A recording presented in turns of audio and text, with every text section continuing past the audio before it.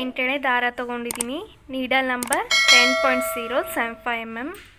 First ಈ ರೀತಿ ಎಂಟೆಳೆನ ಈ ರೀತಿ ಹಿಡ್ಕೊಳ್ಳಿ ಕೈಯಲ್ಲಿ. ನೆಕ್ಸ್ಟು ನೀಡಲ್ ಇಂತ್ರ ಈ ರೀತಿ ಥ್ರೆಡ್ ಒಳಗೆ ತೊಗೊಂಡು ಈ ರೀತಿ ಕೆಳಮುಖವಾಗಿ ಸುತ್ಕೋಬೇಕು. ಒಂದ್ಸರಿ ಈ ರೀತಿ ಸುತ್ಕೊಂಡು ಈ ರೀತಿ ಹೋಲ್ ಆಗುತ್ತೆ ಇಲ್ಲಿ. ಈ ಥ್ರೆಡ್ನ ಈ ಹೋಲಲ್ಲಿ ಈ ರೀತಿ ತಗೋಬೇಕು. ಈ ರೀತಿ ನಾಟ್ ಆಗುತ್ತೆ ಒಂದು. ನೆಕ್ಸ್ಟು ಈ ರೀತಿ ಥ್ರೆಡ್ನ ತೆಗೆದು ಒಂದು ರೌಂಡ್ ಬೀಡ್ಸ್ ಮತ್ತು ಒಂದು ರಿಂಗ್ ಬೀಡ್ಸ್ ಈ ರೀತಿ ಮಧ್ಯದಲ್ಲಿ ಇಟ್ಕೊಂಡು ಈ ರೀತಿ ರಿಂಗ್ ಬೀಡ್ಸ್ ಮತ್ತು ಮಧ್ಯದಲ್ಲಿ ರೌಂಡ್ ಬೀಡ್ಸ್ನ ಈ ರೀತಿ ಬೀಡ್ಸ್ನ ನಾನು ಒಂದೇ ಸಾರಿ ನೀಡಲ್ಗೆ ಹಾಕ್ಕೊಂಡು ಥ್ರೆಡ್ಗೆ ಪೋಣಿಸ್ಕೋತಾ ಇದ್ದೀನಿ. ಈ ರೀತಿ ಥ್ರೆಡ್ನ ಆ್ಯಡ್ ಮಾಡಿಕೊಂಡು ಒಂದು ಬೀಡ್ ಲಾಕ್ ಮಾಡ್ಕೊಳ್ಳಿ. ಈ ರೀತಿ ಬೀಡ್ ಲಾಕ್ ಮಾಡ್ಕೋಬೇಕು.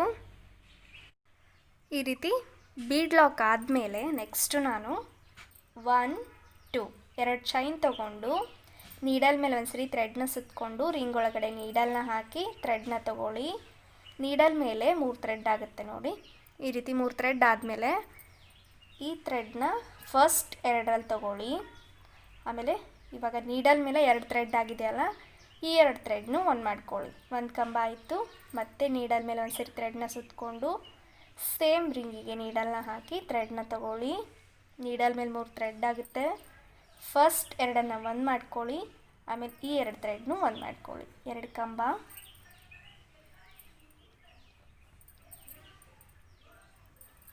ಮೂರು,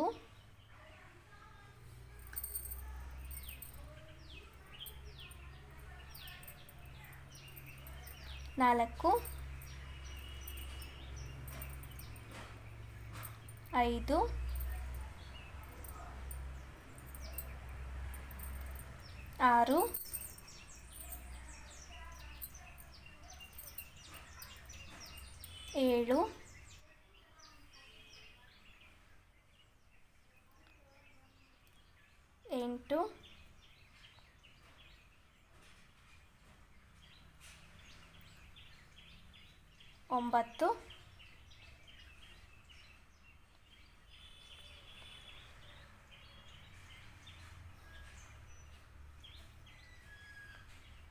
6,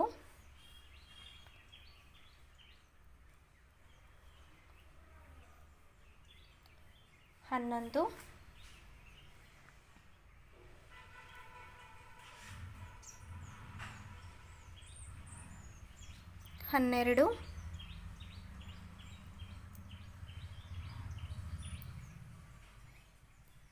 14,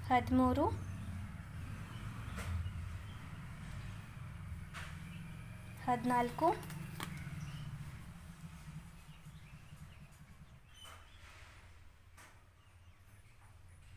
16,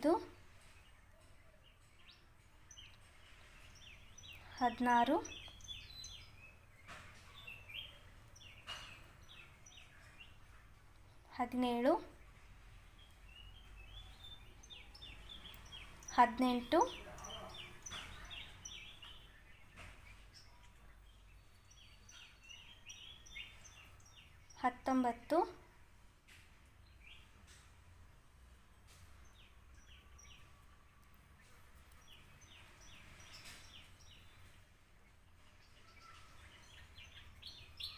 19, 20 ಕಂಬ ತೊಗೊಂಡಿದ್ದೀನಿ.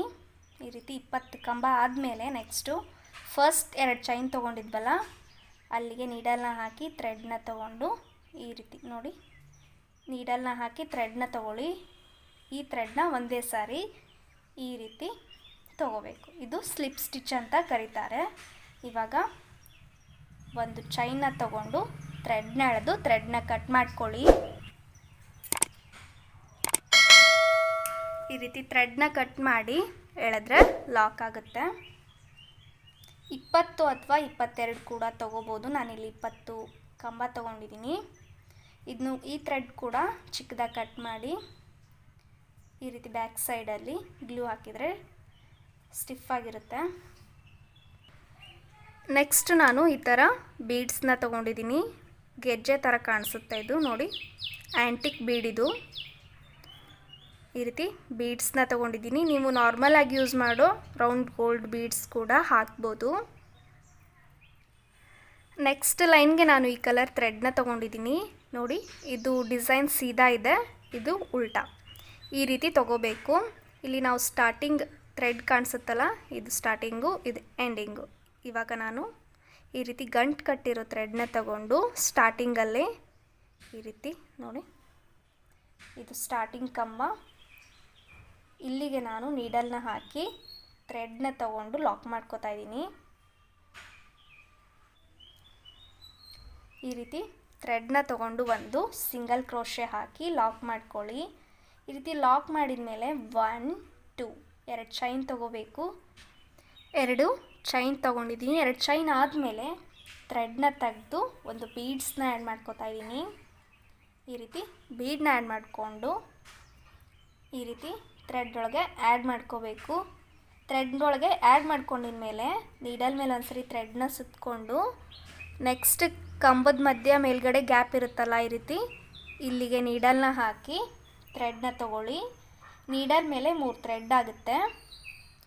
ಈ ಥ್ರೆಡ್ನ ಈ 3 ಥ್ರೆಡ್ ಒಳಗೂ ಒಂದೇ ಸಾರಿ ಈ ರೀತಿ ತಗೋಬೇಕು. ಇದು ಹಾಫ್ ಡಬಲ್ ಕ್ರೋಶೆ ಅಂತ ಕರೀತಾರೆ. ಇವಾಗ ನೆಕ್ಸ್ಟು ಥ್ರೆಡ್ನ ತೆಗೆದು ಇನ್ನೊಂದು ಬೀಡ್ಸ್ನ ಆ್ಯಡ್ ಮಾಡ್ಕೋಬೇಕು.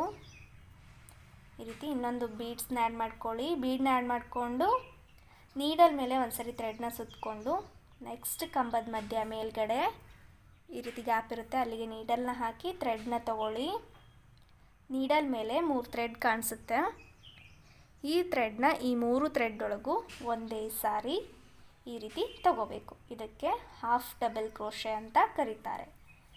ಇವಾಗ ಮತ್ತೆ ಥ್ರೆಡ್ನ ತೆಗೆದು ಇನ್ನೊಂದು ಬೀಡ್ಸ್, ಇದೇ ಥರ ನಾವು 9 ರಿಂದ 10 ಬೀಡ್ಸ್ ಹಾಕ್ಕೋಬೇಕು. ನಾವು ಟೋಟಲ್ 20 ಕಂಬ ತೊಗೊಂಡಿದ್ವಲ್ಲ, ಅದರಲ್ಲಿ ಹಾಫ್ ಬರಬೇಕು, ಅಂದರೆ 10 ಕಂಬ ಈ ರೀತಿ ತಗೋಬೇಕು. ಈ ರೀತಿ 3 ಥ್ರೆಡ್ ಒಳಗೂ ಒಂದೇ ಸರಿ ತಗೋಬೇಕು.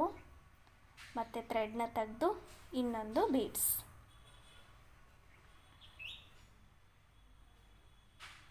ಬೀಡ್ಸ್ನ ಥ್ರೆಡ್ ಒಳಗೆ ಆ್ಯಡ್ ಮಾಡ್ಕೊಳ್ಳಿ.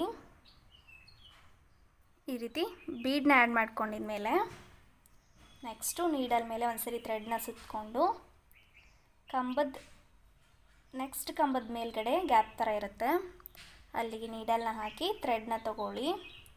ನೀಡಲ್ ಮೇಲೆ 3 ಥ್ರೆಡ್ ಆಗುತ್ತೆ, ಆ 3 ಥ್ರೆಡ್ನು ಒಂದೇ ಸಾರಿ ಈ ರೀತಿ ಒಂದು ಮಾಡ್ಕೋಬೇಕು. ಬೀಡನ್ನ ಆ್ಯಡ್ ಮಾಡ್ಕೊಂಡ್ಮೇಲೆ ಈ ರೀತಿ ಬೀಡನ್ನ ಆ್ಯಡ್ ಮಾಡ್ಕೊಂಡಿದ್ಮೇಲೆ ನೀಡಲ್ ಮೇಲೆ ಒಂದ್ಸರಿ ಥ್ರೆಡ್ನ ಸುತ್ಕೋಬೇಕು. ನೆಕ್ಸ್ಟ್ ಕಂಬದ ಮಧ್ಯ ಮೇಲ್ಗಡೆ ಈ ರೀತಿ ಗ್ಯಾಪ್ ಇರುತ್ತೆ, ಗ್ಯಾಪ್ ಒಳಗಡೆ ನೀಡಲ್ನ ಹಾಕಿ ಥ್ರೆಡ್ನ ತಗೊಳ್ಳಿ. ಇವಾಗ ನೀಡಲ್ ಮೇಲೆ 3 ಥ್ರೆಡ್ ಆಗುತ್ತಲ್ಲ, ಈ ಥ್ರೆಡ್ನ ಒಂದೇ ಸರಿ ಈ 3 ಥ್ರೆಡ್ ಒಳಗೂ ತಗೋಬೇಕು. ಈ ರೀತಿ ಹಾಫ್ ಡಬಲ್ ಕ್ರೋಶೆ ಹಾಕೋತಾ ಪ್ರತಿಯೊಂದು ಕಂಬದ ಮಧ್ಯೆನೂ ಒಂದೊಂದು ಹಾಫ್ ಡಬಲ್ ಕ್ರೋಶೆ ಒಂದು ಈ ರೀತಿ ಬೀಡನ್ನ ತೊಗೊಂಡಿದ್ದೀನಿ. ಇಲ್ಲಿವರೆಗೂ ಕಂಟಿನ್ಯೂ ಮಾಡ್ಕೊಳ್ಳಿ. ಟೋಟಲ್ ಎಷ್ಟು ಬೀಡ್ ಬರುತ್ತೆ ಅಂತ ಹೇಳ್ತೀನಿ. ಈ ರೀತಿ 10 ಬೀಡ್ಸ್ನ ತೊಗೊಂಡಿದ್ದೀನಿ. 10 ಹಾಫ್ ಡಬಲ್ ಕ್ರೋಶೆ ಬಂದಿದೆ. ಸ್ಟಾರ್ಟಿಂಗಲ್ಲಿ 2 ಚೈನ್ನ ಬಿಟ್ಟು 10 ಹಾಫ್ ಡಬಲ್ ಕ್ರೋಶೆ 10 ಬೀಡ್ಸ್ನ ತೊಗೊಂಡಿದ್ದೀನಿ ನೋಡಿ. ಇಲ್ಲಿ ಎಂಡಿಂಗ್ ಪಾಯಿಂಟ್ ಇದು, ಥ್ರೆಡ್ನ ಕಟ್ ಮಾಡ್ಕೊಂಡಿದ್ದೀನಿ. ಇಲ್ಲಿ ಹಾಫ್ ಡಬಲ್ ಕ್ರೋಶೆ ಆದಮೇಲೆ 1 2 2 ಚೈನ್ ತೊಗೊಂಡು ಥ್ರೆಡ್ನ ಎಳೆದು ಥ್ರೆಡ್ನ ಕಟ್ ಮಾಡ್ಕೋತಾ ಇದ್ದೀನಿ. ಈ ರೀತಿ ಡಿಸೈನ್ ಬರುತ್ತೆ. ಇದು ರಿಕ್ವೆಸ್ಟೆಡ್ ಡಿಸೈನು.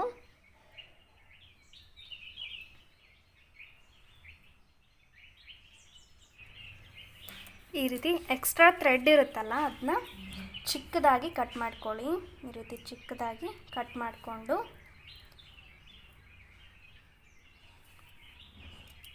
ಬ್ಯಾಕ್ ಸೈಡಲ್ಲಿ ಈ ರೀತಿ, ಇದು ಸೀದಾ, ಇದು ಉಲ್ಟಾ. ಈ ರೀತಿ ಬೀಡ್ಸ್ ಮೇಲ್ಗಡೆ ಥ್ರೆಡ್ ಬಂದಿರುತ್ತಲ್ಲ, ಇದು ಉಲ್ಟಾ. ಇವಾಗ ಇದಕ್ಕೆ ಈ ರೀತಿ ಫ್ಯಾಬ್ರಿಕ್ ಗ್ಲೂನ ತಗೊಂಡು ಸ್ಟಿಕ್ ಮಾಡಿದರೆ ಡಿಸೈನ್ ಹಿಂದ್ಗಡೆ ಥ್ರೆಡ್ಡು ಹೋಗುತ್ತೆ. ಮುಂದ್ಗಡೆ ಈ ರೀತಿ ಕಾಣಿಸೋದಿಲ್ಲ, ಫಿನಿಶಿಂಗ್ ಚೆನ್ನಾಗಿ ಬರುತ್ತೆ. ಪ್ರತಿಯೊಂದು ಕುಚ್ಚು ಕೂಡ ಸ್ಟಾರ್ಟಿಂಗ್ ಮತ್ತು ಎಂಡಿಂಗ್ ಇದೇ ರೀತಿಯೇ ಗ್ಲೂ ಅಪ್ಲೈ ಮಾಡೋದು. ಈ ರೀತಿ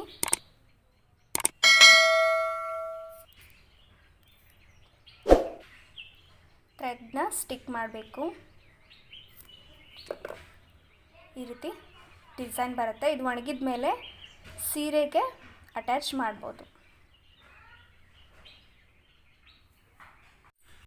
ಈ ಥರ ಒಂದು ಸ್ಯಾರಿಗೆ ಎಷ್ಟು ಬೇಕೋ ಅಷ್ಟು ಮೊದಲೇ ಮಾಡಿಟ್ಕೋಬೇಕು.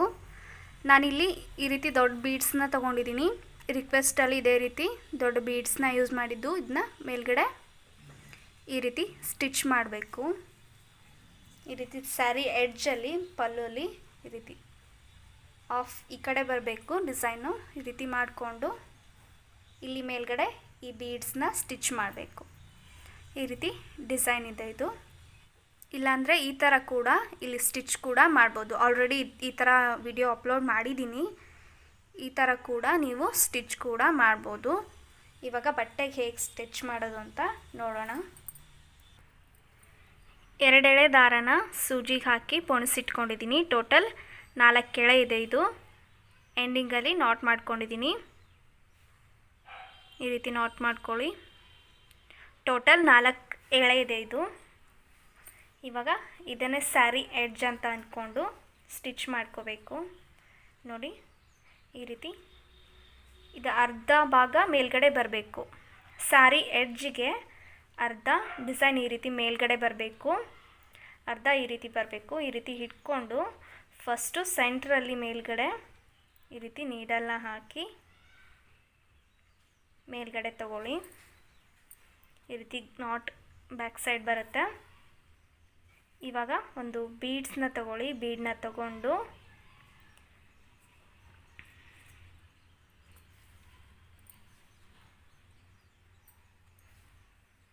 ಈ ರೀತಿ ಬೀಡನ್ನ ತಗೊಂಡು ಬೀಡ್ ಎಲ್ಲಿಗೆ ಬರುತ್ತೋ ಅಲ್ಲಿಗೆ ನೋಡಿಕೊಂಡು ಈ ರೀತಿ ಇಲ್ಲಿಗೆ ನಾನು ನೀಡಲ್ನ ಹಾಕಿ ಬ್ಯಾಕ್ ಸೈಡ್ ತಗೋತಾ ಇದ್ದೀನಿ.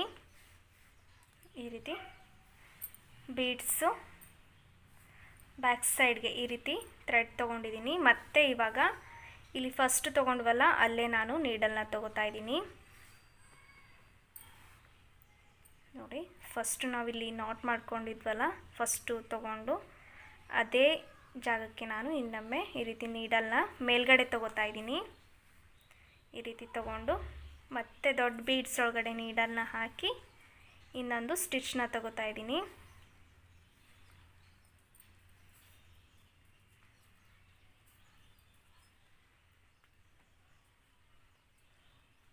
ಈ ರೀತಿ ಎಳ್ಕೊಂಡು ಇಲ್ಲಿಗೆ ನಾನು ನೀಡಲ್ನ ಹಾಕಿ ಥ್ರೆಡ್ನ ಬ್ಯಾಕ್ ಸೈಡ್ ತೊಗೋತಾ ಇದ್ದೀನಿ. ಇದು ಒಂಥರ ಜುಮ್ಕಾ ಥರ ಕಾಣಿಸುತ್ತೆ. ಇವಾಗ ಇಲ್ಲೊಂದು ನಾಟ್ ಮಾಡ್ಕೊಳ್ಳೋಣ ಬ್ಯಾಕ್ ಸೈಡಲ್ಲಿ. ಈ ರೀತಿ ಥ್ರೆಡ್ ಮಧ್ಯ ನೀಡಲ್ನ ಹಾಕಿ ಇಲ್ಲಿ ಬರುತ್ತಲ್ಲ ಈ ಥ್ರೆಡ್ ಒಳಗೆ ನೀಡಲ್ನ ಹಾಕಿ ಒಂದು ನಾಟ್ ಮಾಡ್ಕೊಂಡಿದ್ದೀನಿ. ಸೇಮ್ ಅದೇ ಥರನೇ ಇನ್ನೊಂದು ನಾಟ್ ಮಾಡ್ಕೊಳ್ಳೋಣ. ಈ ರೀತಿ ನಾಟ್ ಆದಮೇಲೆ ನೆಕ್ಸ್ಟು ನಾವು ಇಲ್ಲಿ ಎಡ್ಜಲ್ಲಿ ಇಲ್ಲಿ ಮತ್ತು ಇಲ್ಲಿಗೆ ಸ್ಟಿಚ್ ಹಾಕ್ಕೋಬೇಕು.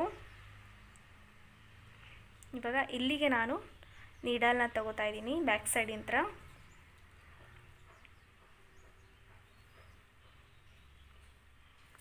ಈ ರೀತಿ ತಗೊಳ್ಳಿ, ಜಾಸ್ತಿ ಎಳೆಯೋಕ್ಕೆ ಹೋಗಬೇಡಿ.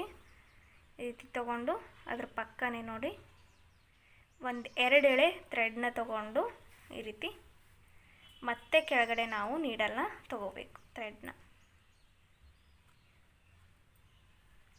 ಈ ರೀತಿ ತಗೊಂಡು ನೆಕ್ಸ್ಟು ಪಕ್ಕಕ್ಕೆ ಈ ಸೈಡ್ ನೀಡಲ್ನ ತಗೋಬೇಕು. ಇಲ್ಲಿಗೆ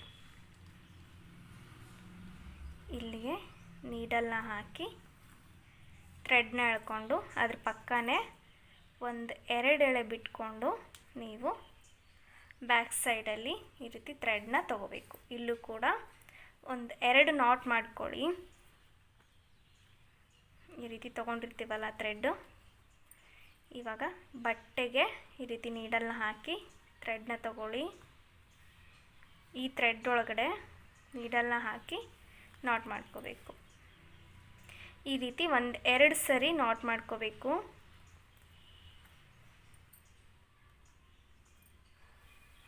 ಒಂದೆರಡು ಸರಿ ನಾಟ್ ಮಾಡಿದರೆ ಲಾಕ್ ಆಗುತ್ತೆ.